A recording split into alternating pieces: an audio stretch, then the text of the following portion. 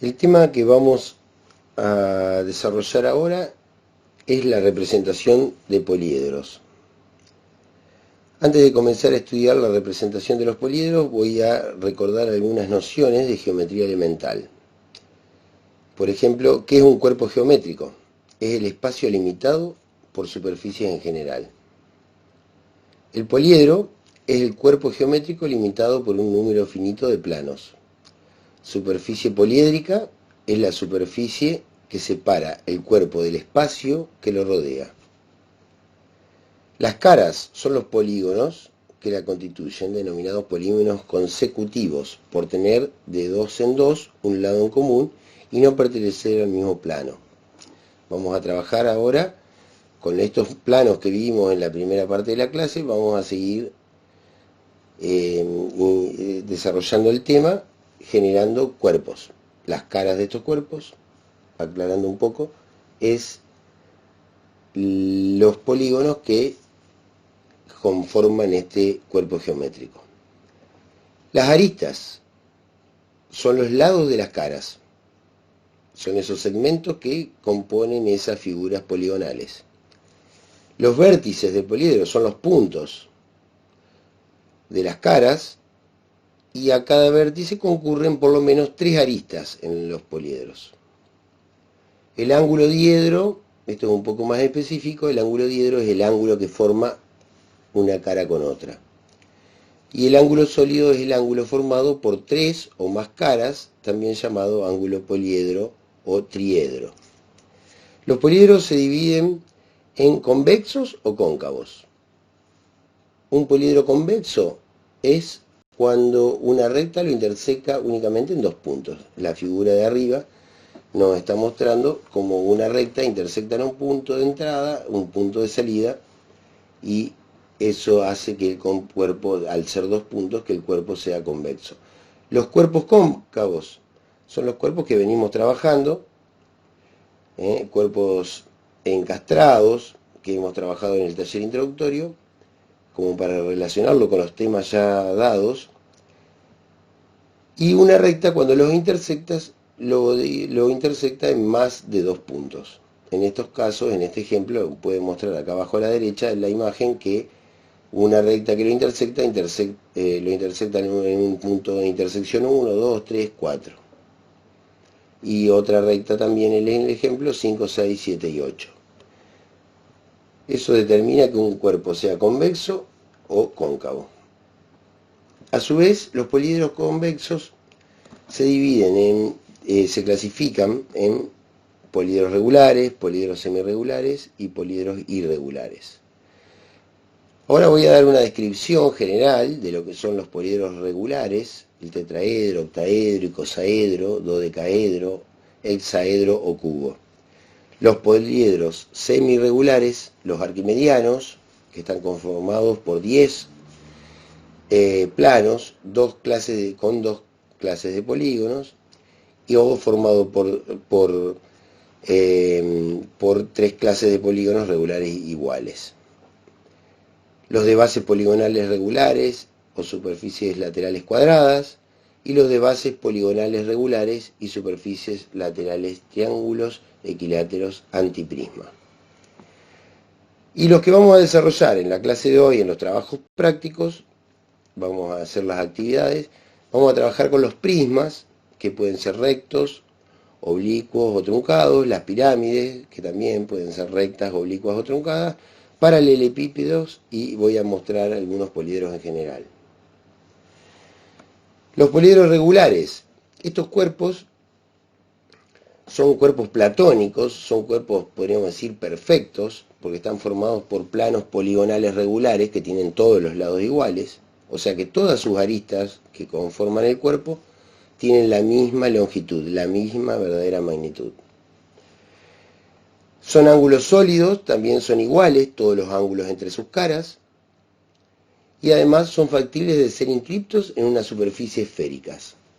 Al ser inscriptos, todos sus vértices, todos los puntos, vértices del poliedro estarían perteneciendo a una superficie esférica. Los podemos incorporar dentro de una esfera y todos sus vértices están apoyados en esa superficie esférica. Por eso son perfectos. Los poliedros se dividen en tetraedro, octaedro e icosaedro, que son los que están limitados por triángulos equiláteros iguales. Podemos ver imágenes ahí de esculturas que les estoy mostrando, lo que es el tetraedro, tetra, 4 caras equiláteras iguales, todas sus aristas tienen la misma longitud, vuelvo a aclarar.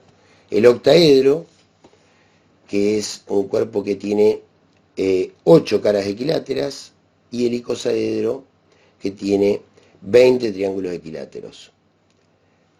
También tenemos el dodecaedro, limitado por 12 caras pentagonales, aquí podemos observarlo, y una vivienda, un espacio limitado por esas caras en la imagen, y el cubo, que está limitado por 6 caras cuadradas iguales, el hexaedro, hexa 6.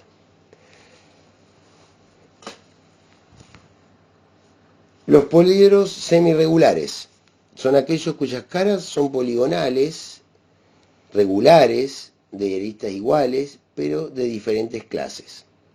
Los arquimedianos son 13 y tienen las mismas propiedades que los cuerpos platónicos.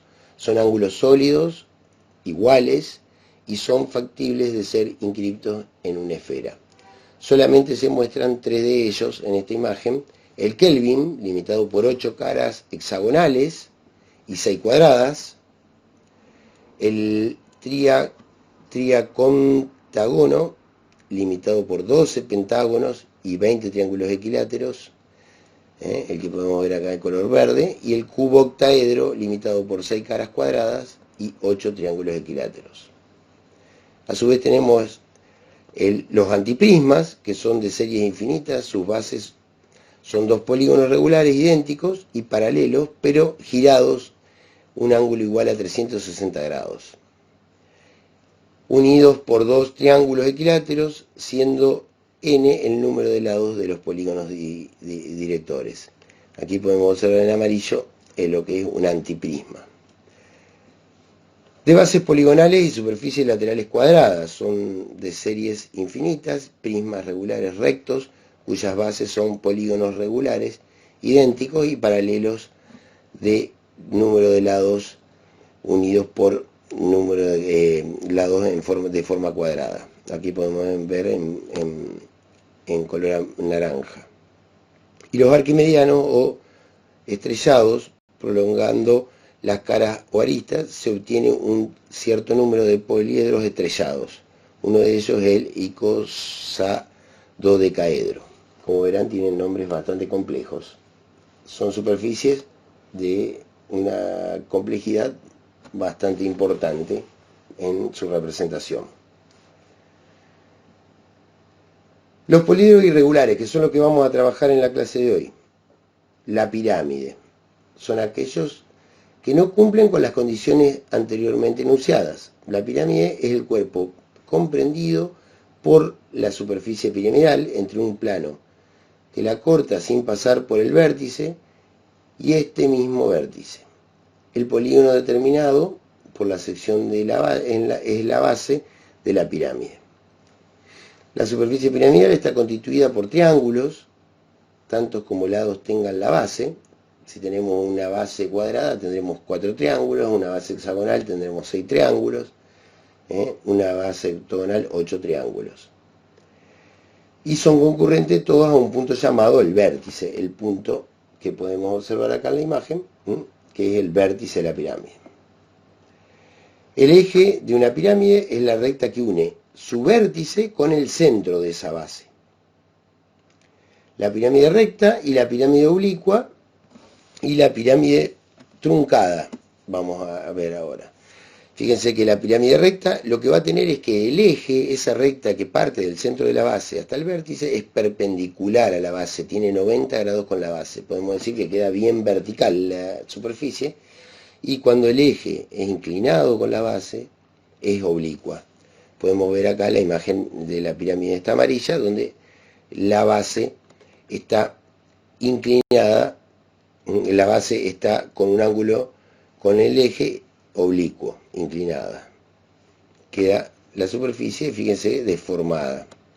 Y la pirámide truncada, como pudimos ver en la imagen, un plano que la secciona y le quita un sector.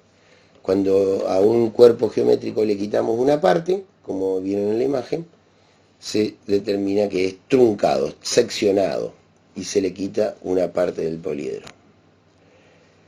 La altura de la pirámide es la distancia entre el vértice y la base, o sea,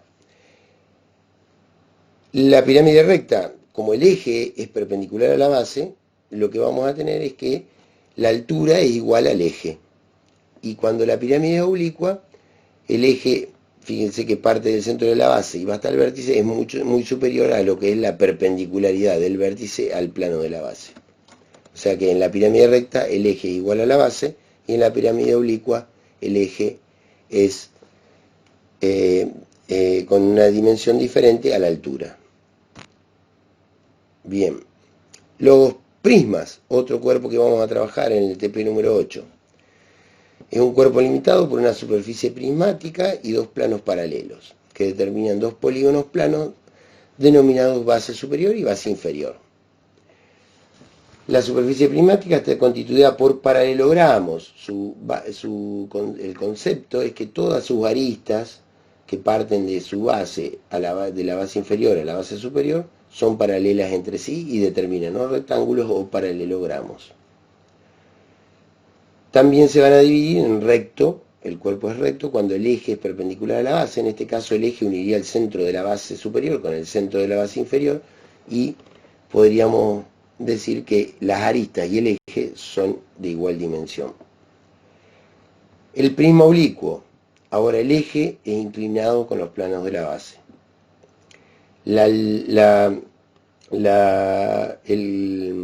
Lo que es el prisma cuando esté truncado va a estar seccionado por un plano, se le va a quitar una parte y va a quedar con bases no paralelas.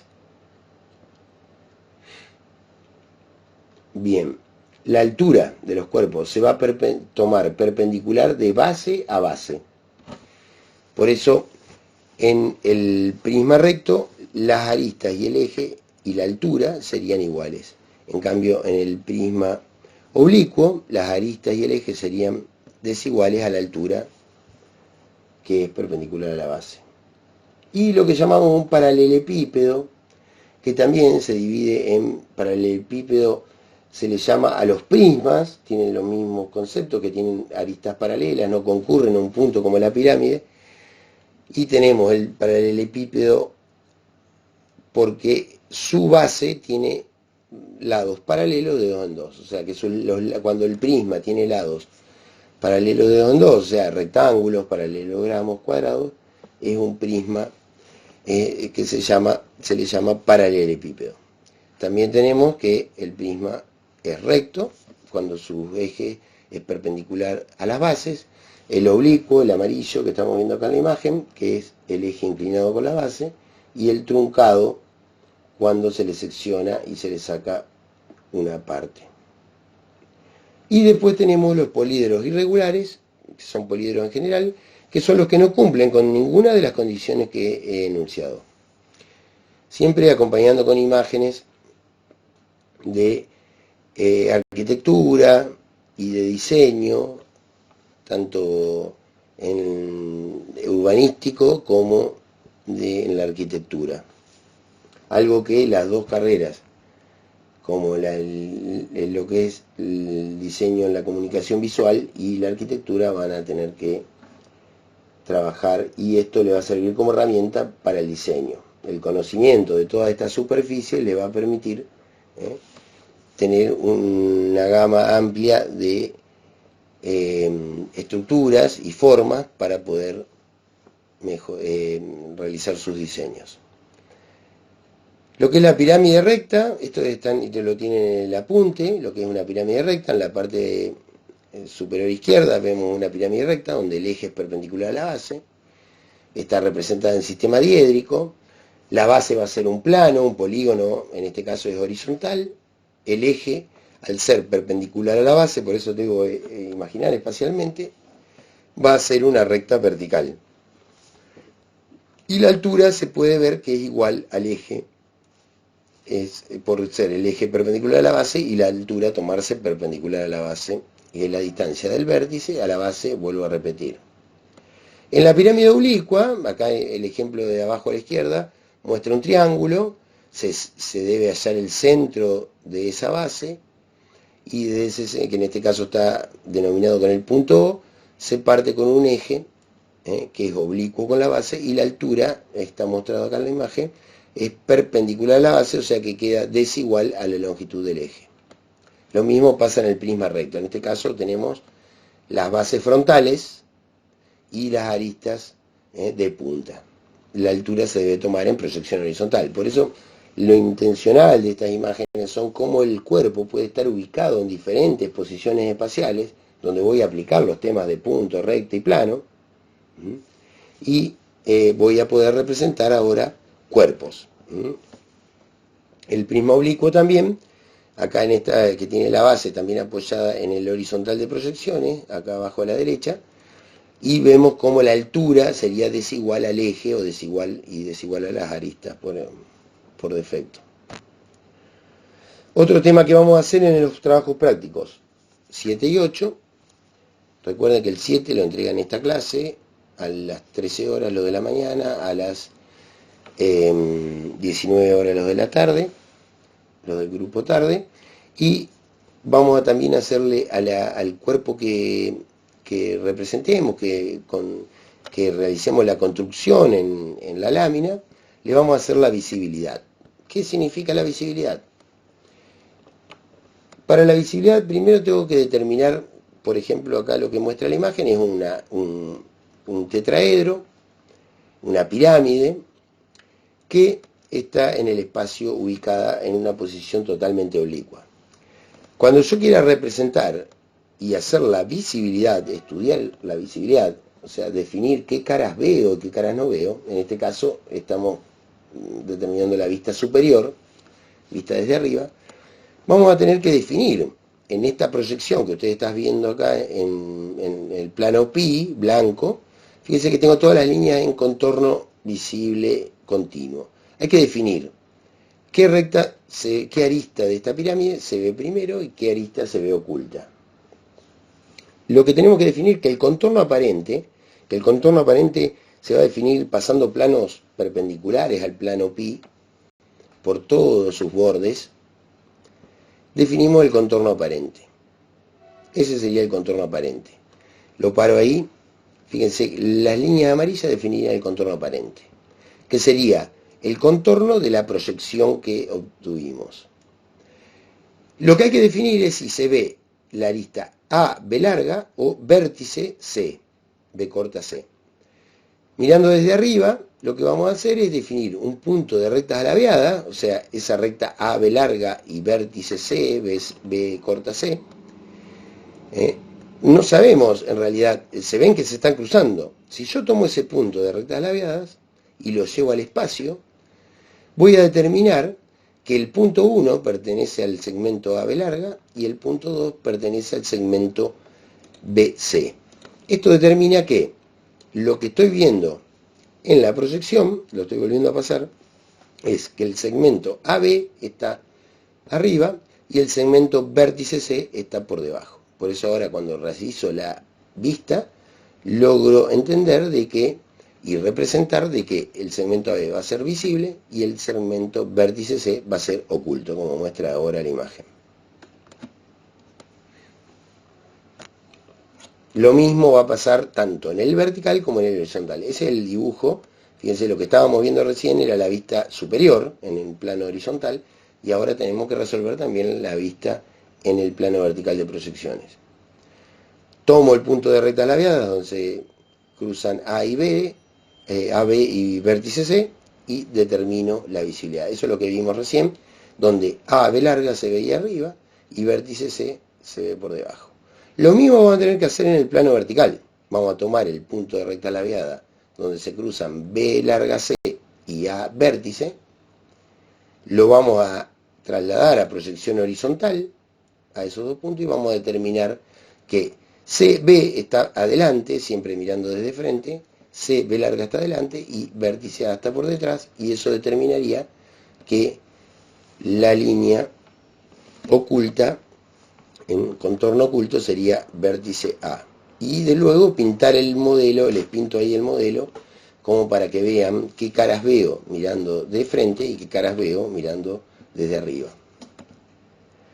Estos son dibujos, un poco quiero mostrarles lo que hacemos en clase, en la presencialidad, que este año no pudimos disfrutar de trabajar en el taller por la situación actual de la pandemia, y como los dibujos en tiza que realizan el pizarrón son los mismos dibujos que estoy mostrándoles, tratando de hacerlo ahora virtualmente, ¿no?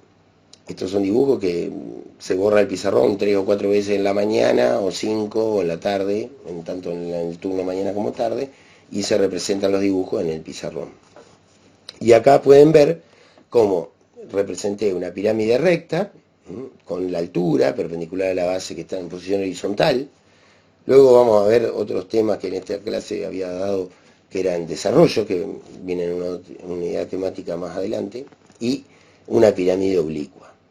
Y a su vez la pirámide oblicua, con sus caras, le di un color a cada cara para poder ver cómo mirando desde arriba veo la cara verde, la cara azul y la amarilla, y mirando de frente logro ver la amarilla en la vista anterior y solamente la azul.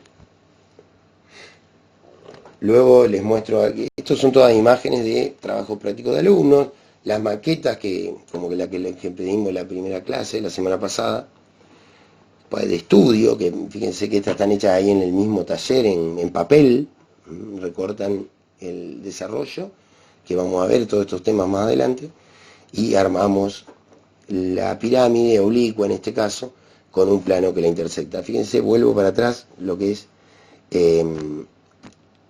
y lo que es el trabajo de decir, bueno, armo un objeto en 3 dimensiones, lo veo, lo apoyo sobre la lámina y trato de entender lo que estoy representando en la bidimensión, ayudándome con una maqueta analógica, una maqueta de estudio para entender el espacio. Este es el dibujo de ese mismo ejemplo en el pizarrón. Fíjense, mirando desde arriba, fíjense cómo son todos ejemplos de prácticos. Vuelvo a la otra imagen, fíjense cómo se ve exactamente igual a lo que es la representación en sistema diédrico. Lo mismo, otro ejemplo de otro año, esta pirámide, bueno, oblicua, pero tiene el eje hacia la derecha, o inclinado, en posición frontal. O sea que todos estos temas de planos, rectas, son los elementales para lo que vamos a ver de acá hasta que termine el cuatrimestre, hasta que termine la asignatura del cursado de la asignatura Sistema de Representación 1. Por eso ustedes tienen que dedicarse mucho en estas primeras clases con el tema de las posiciones de rectas, de planos, de puntos, porque eso va a ser lo que vamos a trabajar de acá hasta fin de año. El que no entienda punto, el que se atrase en el tema de plano, le va a ser muy difícil comprender estas otras complejidades que vamos a trabajar. Les muestro cómo también, como para terminar, y mañana nos vamos a encontrar en la clase de Zoom, pero les muestro también una pirámide que tiene, para resolver esta pirámide, se está dando el eje, el punto O del centro de la base, la pirámide es recta, por eso tengo que trazar un plano perpendicular a la base, al eje. Luego tengo que hacer una nueva proyección oblicua, otro tema que vamos a ver más adelante. Armar la base, que les pedía que la base sea hexagonal. Poner la altura, que es lo que va a pasar, que voy a hacer ahora. Voy a tomar la altura de la pirámide, voy a trasladar la base a proyección vertical. Ahora, como es un plano proyectante horizontal la base, lo voy a ver deformado en el plano vertical. Para poder armarlo tuve que ir primero a una vista auxiliar inclinada, donde lo armo hexagonal y luego lo llevo a la otra proyección. Coloco la altura del poliedro, 70 milímetros, y resuelvo la visibilidad. Fíjense las líneas ocultas y las líneas visibles de las aristas. Y luego podemos pintarlo, como veían en las imágenes anteriores de láminas de otros alumnos de años anteriores. Y Ahora vamos a ver un prisma también. Ahora dice que la base del ejercicio está en un plano, contenida en un plano proyectante vertical, y O es el centro, ese punto. Lo que voy a hacer es una rotación, todos temas que vamos a ver más adelante. Ustedes los ejercicios que tienen que hacer hoy no tienen que hacer estos métodos porque todavía no los hemos desarrollado. Armo la base en verdadera forma, la roto, la apoyo en el plano horizontal, la puedo armar y la traslado al plano vertical, el proyectante vertical. Consigo la proyección deformada del plano por estar inclinado y luego voy a trazar las aristas, siempre perpendicular a la base porque es un prisma recto, y ahora esas aristas van a estar en posición frontal. Coloco la altura, que pedía que tenía 15 milímetros, y desarrollo la visibilidad. Fíjense acá, para un segundo, como observo que el punto que veo, el segmento EF, que es de punta, es el que está arriba, y puedo determinar esta visibilidad donde veo toda una parte oculta. Y luego lo puedo pintar como para poder observar el prisma, como queda en esa posición inclinada en el espacio, podríamos decir. Bueno, esto de acá doy por terminado la presentación de lo que es representación de cuerpos, de poliedros, de superficies y la posición espacial que tienen, porque no solamente tenemos que estudiar que los cuerpos son rectos, oblicuos, truncados y pertenecientes a qué clasificación de los poliedros, sino que también lo tengo que ubicar espacialmente en una determinada posición, como en este caso el prisma que está con sus bases contenidas en planos proyectantes verticales. Bueno, acá doy por terminado.